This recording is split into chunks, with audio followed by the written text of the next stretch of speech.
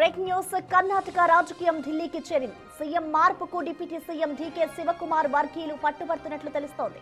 దానికోసం డీకే వర్గంలోని కొందరు ఎమ్మెల్యేలు ఢిల్లీకి వెళ్లినట్లు సమాచారం.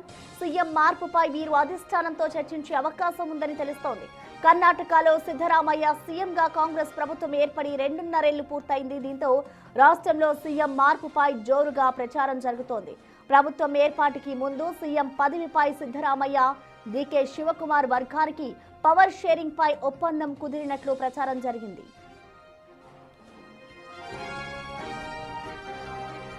అయితే సీఎం సిద్ధరామయ్య మాత్రం సీఎం మార్పు అనేది ఉండదని ఇప్పటికే చాలా సార్లు చెప్పుకొచ్చారు. ఢిల్లీ అధిష్టానం రాహుల్ గాంధీ స్వయంగా చెబితే అది జరుగుతుందని తెలిపారు. అయినప్పటికీ ప్రచారం మాత్రం ఆగడం లేదు. ఈ ప్రచారాల మధ్య డీకే శివకుమార్ సైతం సీఎం మార్పుపై వ్యాఖ్యానించడం ఇప్పుడు పరిస్థితిని మరింత ఆసక్తికరంగా మార్చింది. తాను పార్టీకి క్రమశిక్షణ గల సైనికుడినని, అధిష్టానం ఏ బాధ్యతలు అప్పగించినా నిర్వహిస్తానని డీకే తెలిపారు. అలాగే డీకే శివకుమార్ ను సీఎంగా చూడాలనుకుంటున్నానని ఆయన సోదరుడు మాజీ ఎంపీ డీకే సురేష్ వ్యాఖ్యానించడం ఈ ఊహాగానాలకు మరింత బలం చేకూర్చింది.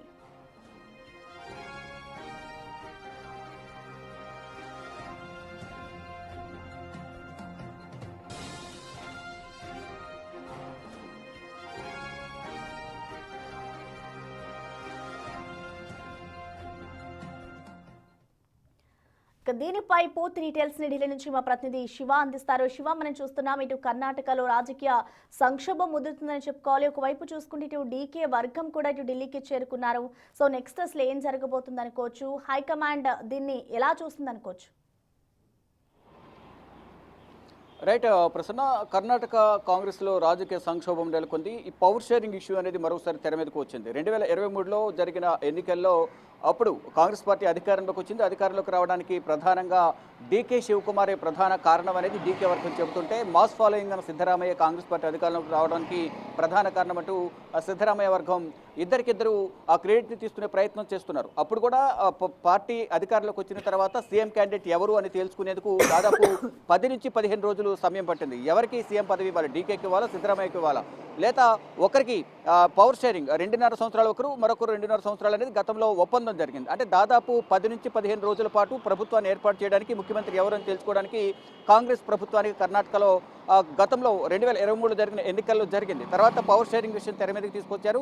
అక్కడ 2.5 సంవత్సరాలు సిద్ధరామయ్య, తర్వాత 2.5 సంవత్సరాలు డీకే శివకుమార్ అనేది ప్రధానంగా ఒక ప్రతిపాదన, ఒక ఒప్పందం అనేది గతంలో కుదిరింది. కానీ ఇప్పుడు 2.5 సంవత్సరాలు అనేది గురువారం నిన్నటితో 2.5 సంవత్సరాలు కంప్లీట్ అయింది. సిద్ధరామయ్య దిగిపోవాలి, డీకే శివకుమార్ మళ్ళీ ఆ సీఎం పీఠ మీద కూర్చోవాలనేది డీకే వర్గం అయితే బలంగా వాదన వినిపిస్తుంది. దానిలో భాగంగా గత కొంతకాలంగా కూడా డీకే శివకుమార్ ముఖ్యమంత్రిగా సీఎం పీఠ మీద కూర్చుంటారంటూ కూడా, అంటే ఒక 6 నెలల ముందు నుంచే 2.5 సంవత్సరాలు కంప్లీట్ కాకముందు నుంచే ఈ వాదన తెర మీదకి తీసుకొస్తున్న నేపథ్యంలో కొంత బహిరంగంగా ఇద్దరు కూడా, సిద్ధరామయ్య మరోవైపు డీకే శివకుమార్ ఇద్దరు ఖండించినప్పటికీ కూడా అంతర్గతంగా అనుచర వర్గం నుంచి ఈ వాదన అనేది ఎక్కువ వస్తుంది. అనుచర వర్గం నుంచి ముందు తెర మీదకి తీసుకురావడం, ఆ తర్వాత డీకే శివకుమార్ అధిష్టాన పెద్దలతో కూడా చర్చించారంటూ కూడా ప్రచారం జరుగుతోంది. దానిలో భాగంగా ఇటీవల ఢిల్లీ పర్యటనకు డీకే శివకుమార్, సిద్ధరామయ్య కూడా వచ్చారు. ఇటు రాహుల్ గాంధీ, మల్లికార్జున ఖర్గే, కేసీ వేణుగోపాల్తో భేటీ అయ్యారు. ఈ భేటీలో మంత్రివర్గ విస్తరణకు సంబంధించి కూడా ఒక ప్రస్తావన తీసుకొచ్చారు. కానీ మంత్రివర్గ విస్తరణ ఉండదు, దీనికి సంబంధించి రాహుల్ గాంధీతో చర్చించి చెబుతానంటూ కూడా ఖర్గే చెప్పినట్లుగా కూడా సమాచారం అందుతోంది. అయితే మళ్ళా నిన్న డీకే శివకుమార్ వర్గం కొంతమంది ఎమ్మెల్యేలు నిన్న రాత్రి ఢిల్లీ వచ్చారు. నిన్న రాత్రి ఢిల్లీలో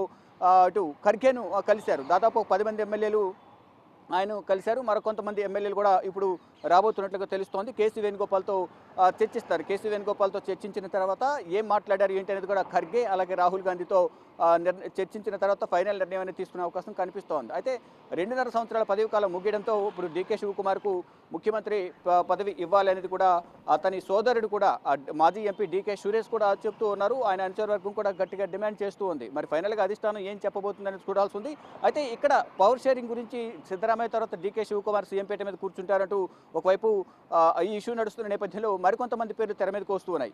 మునియప్పన్ మాజీ కేంద్ర రైల్వే శాఖ మంత్రి చేశారు. మరోవైపు మినిస్టర్గా కూడా ఉన్న మునియప్పన్ కూడా పేరు కూడా ప్రధానంగా తెర మీదకి తీసుకొస్తున్నారు. మరికొంతమంది పరమేశ్వరన్, ఇలా అనేక మంది పేర్లు తెర మీదకి తీసుకొస్తున్నప్పటికీ ఇటు డీకే అలాగే సిద్ధరామయ్య కాకుండా ఖర్గేను ముఖ్యమంత్రి పీఠ మీద కూర్చోబెడతారా అనే మరో ప్రచారం కూడా జరుగుతోంది. అంటే ఇక్కడ 3 ముక్కలాట కొనసాగుతుంది కర్ణాటక రాజకీయాల్లో.